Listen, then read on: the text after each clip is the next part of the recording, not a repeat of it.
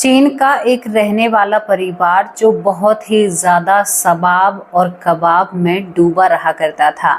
उनके घर को सभी देखकर कहा करते थे कि ये लोग कभी भी आबाद नहीं हो सकते।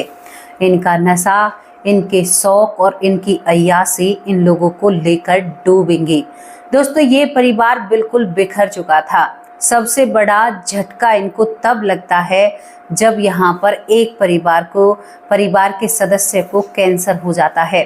अब यहाँ पर सभी लोग इनका मजाक उड़ाने लगते हैं चीन में कि ये लोग तो भाई अब तो इनका अंत है, इनका कुल यानी वंश अब मिटने वाला है। लेकिन तभी यहाँ पर पूरे चीन में हड़कंप मच जाती है जब ये परिवार भारतीय वेशभूषा यानी घर के जो मर्द होते हैं, जो आज तक कबाब खा रहे थे यानी मांस को खाते हैं, मांस का सेवन करते हैं, दारू पीते हैं, वो लोग अब कुर्ता धोती और गले में जनेऊ मतलब पहना करते और गले में कंठी धारण करते हैं। हरे राम हरे कृष्णा का जाप लगाते हैं और ये लोग रातों रात अमीर हो जाते हैं। अब बहुत हैरान कर देने वाली बात है, जो लोग इतनी शराब को पिया करते थे, अक्सर मैंने सुना है जिनको एक बार लत लग जाती है उनकी लत कभी नहीं छूटती है। फिर इस परिवार की कैसे ये लत छूट चुकी थी, कैसे ये यहाँ पर चीन के कल्चर को या उसके संस्कृति या उसके धर्म को नहीं अपनाता है, ये सत्य सनातन को अपने मतलब उनके अधीन हो जाता है, यानी भगवान को मानने लगते हैं। क्या चमत्कार हुआ था, आज आपको एक बात सीधे रूप में बताना चाहती हूँ। भगवान जिसका भला चाहते हैं ना, वो किसी भी धर्म में हो, दुनिया के किसी भी छोर पर हो, उसका भला होकर रहता है। चाहे वो किसी फैक्ट्री में काम ही क्यों ना कर रहा हो, जहां पर जीवों को काटा जाता है या मारा जाता है, वो वहां से भी भगवत आश्रय में हो सकता है।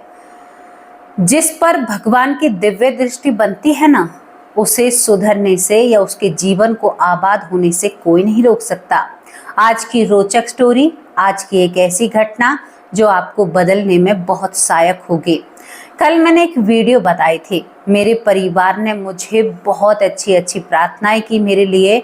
सभी ने मुझे नवरात्रों की और माँ दुर्गा के व्रतों की बधाई दी। मैं अपने पूरे 1,10,000 यानी 1,09,000 परिवार को दिल से शुभकामनाएं देती हूँ और माता रानी से प्रार्थना करती हूँ कि आपके जीवन की हर मनोकामना पूरी हो, आपका जीवन खुशियों से भरा हुआ हो, लेकिन आप में भी वो समझ आए जो चीनी परिवार में।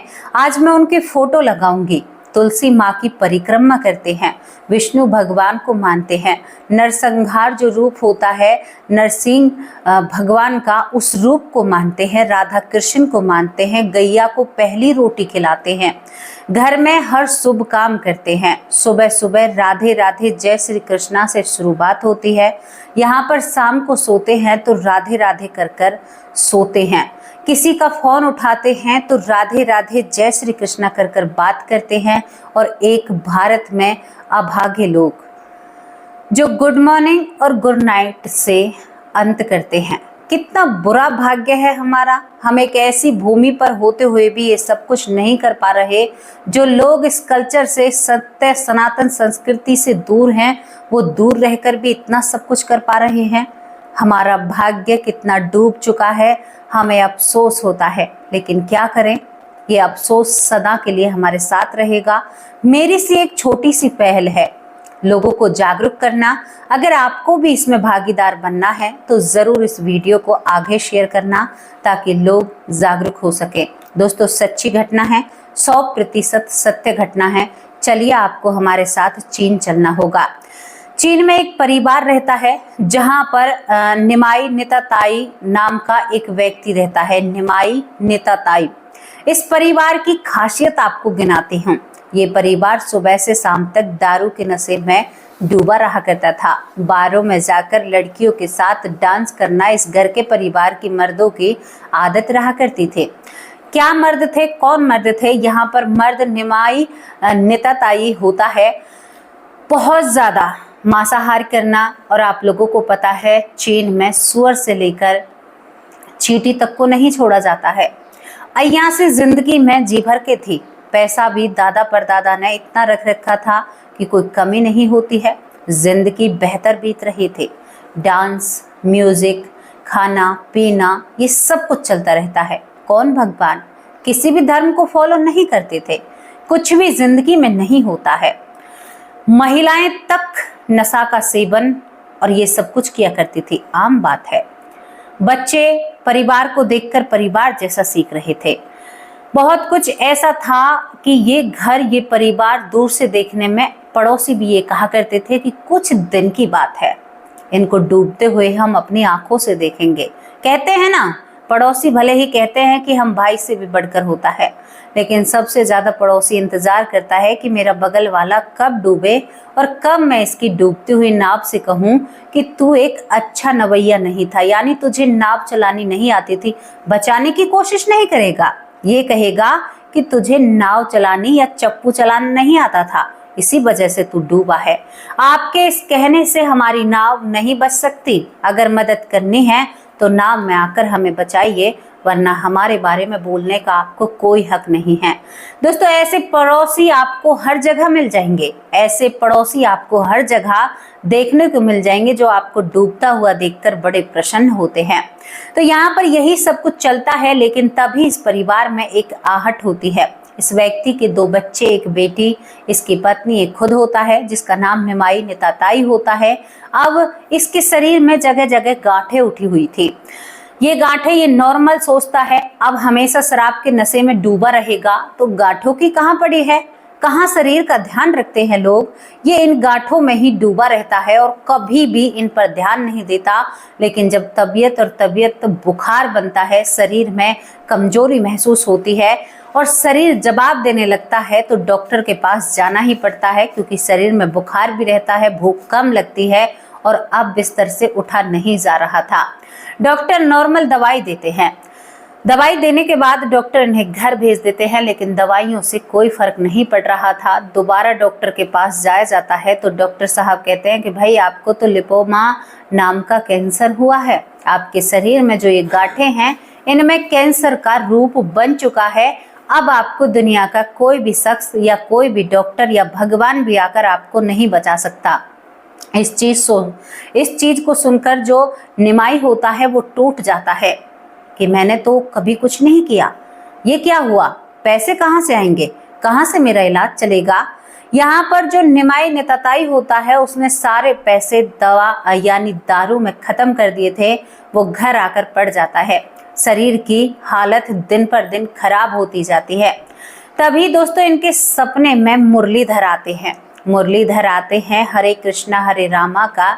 वहां पर कहीं इनको सपना दिखता है। देखो, ये चीन में बैठे हुए थे और इनको कीर्तन का सपना आता है। अब मैं यहाँ पर बैठी हुई हूँ और मैं सोऊं तो मुझे वहां पर भारत यानी चीन के कल्चर का सपना आए, ये बहुत बड़ी बात हो जाती है।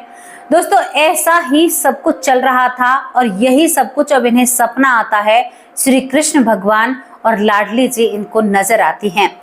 इसके बाद जब इनको लाडली जी और श्री कृष्ण भगवान नजर आते हैं, अभी की बात है, तो ये थोड़े से परेशान हो जाते हैं। बीमार थे, दिमाग की हालत वैसे ही खराब थी बीमारी के कारण। अब ये सोचते हैं कि ये सब कुछ क्या है। ये इसके बारे में सर्च करते हैं, तभी यहाँ पर एक संत से मिलते हैं और वहां से इनको हरे राम हरे कृष्णा का जाप मिलता है। यहाँ पर इनसे यही कहा जाता है, गूगल के जरिए भी और सोशल मीडिया की कुछ साइटें होती हैं जहाँ पर सत्य सनातन धर्म के बारे में बताया जाता है कि अगर आपका नजदीक समय आया हो तो आपको हरे कृष्णा हरे राम का जाप करना चाहिए। वही आपको यानी आपके इस देह से मुक्ति दिला सकता है और आपका अगला जन्म अच्छा होगा। अब ये बात सुनकर जब ये व्यक्ति अब मन में एक बुरे से मन से, पता नहीं इसका मन होता है, और बुरे मन से ये हरे कृष्णा हरे राधे राधे जय श्री कृष्णा ये नाम का जाप करने लगता है। दोस्तों, दिन में जहां ये 10 बार लिया करता था, 12 बार, 12 से 20 बार, 20 से 30 बार ये इसी तरह से जाप करने लगता है।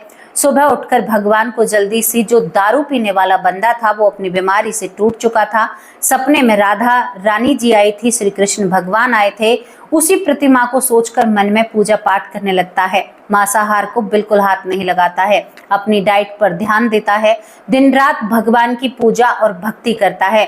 पूजा और भक्ति में लगा हुआ ये भगवान के इसी नाम का जप करने लगता है।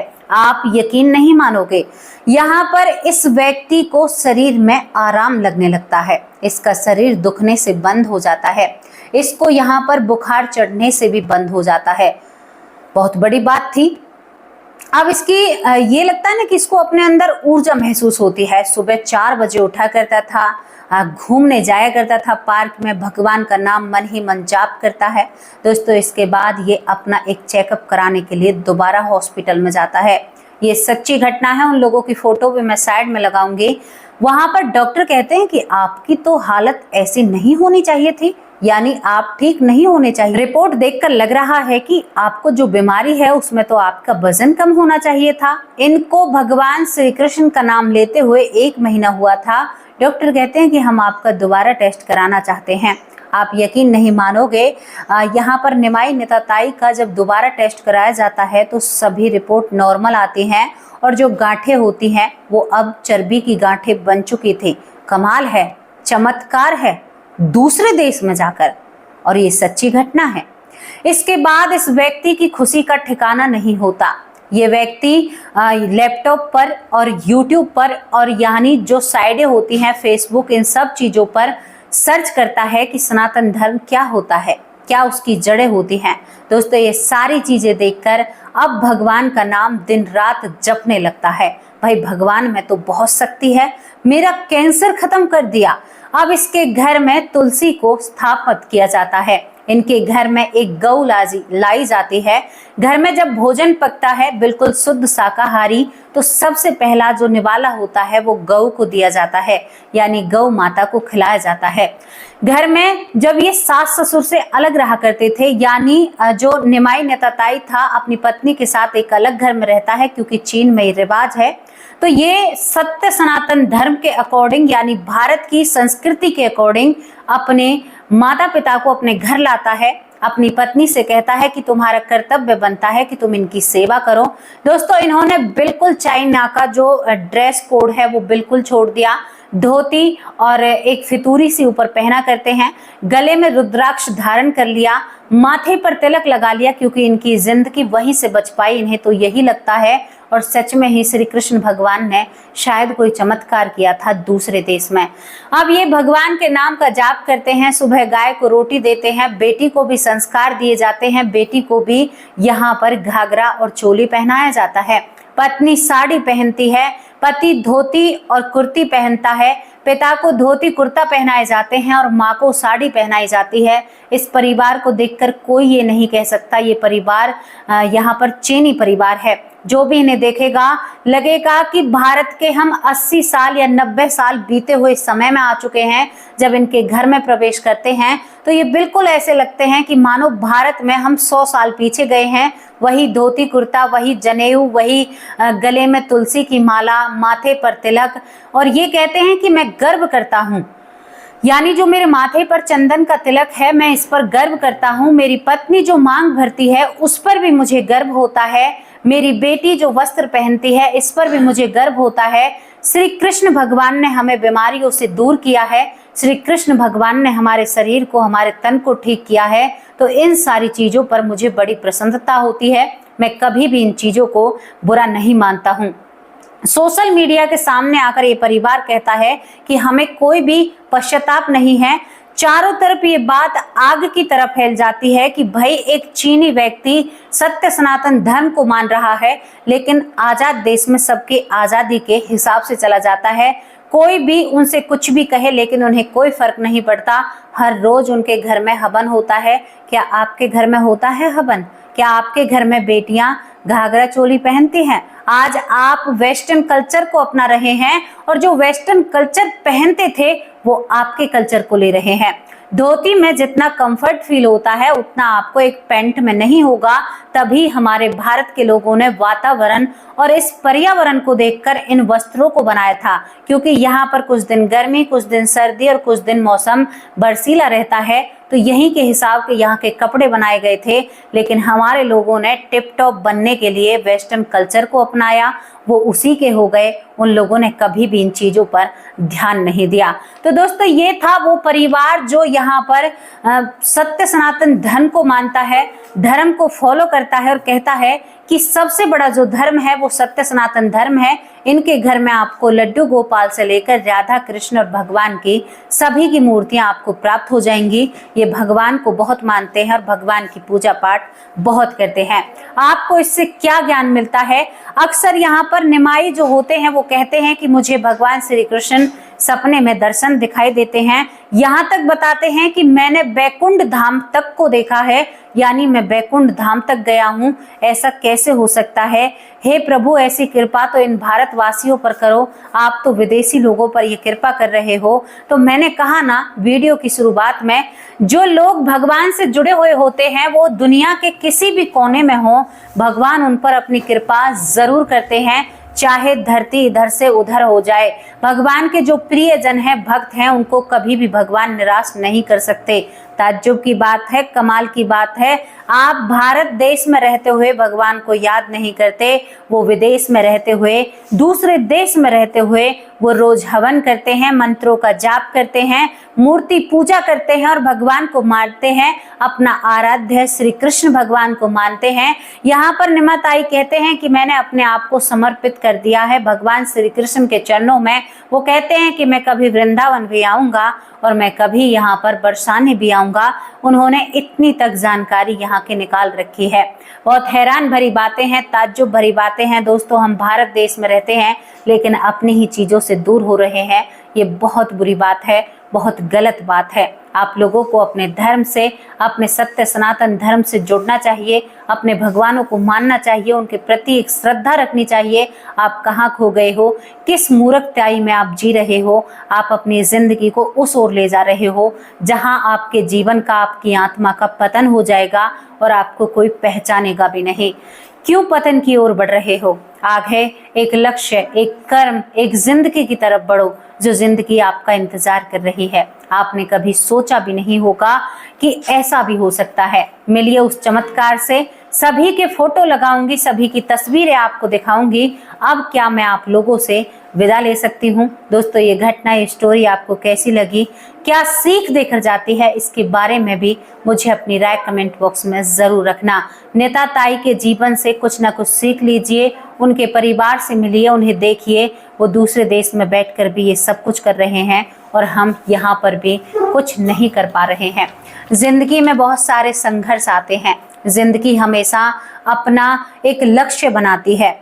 आत्मा एक कर्म को पूरा करने के लिए आती है, लेकिन यहाँ पर आकर बहक जाती है। कभी हम जवानी में बहकते हैं, कभी हम बुढ़ापे में बहकते हैं, कभी कभी हम अपने बचपन को ही बिगाड़ लेते हैं। ये हमारी कमी है। इस कमी को दूर कीजिए, वरना आप बर्बाद हो जाओगे और आपको बर्बाद होने से कोई भी नहीं रोक सकता। मेरी एक छोटी सी कोशिश है आप लोगों को जागरूक करने की। आप जितने जागरूक होंगे, मेरी मेहनत उतनी ही सफल होगी। अब मैं आप लोगों से विदा लेती हूँ। शाम को हाजिर होंगे एक सच्ची और अच्छी स्टोरी के साथ। तब तक के लिए नमस्कार, जय हिंद, जय भारत।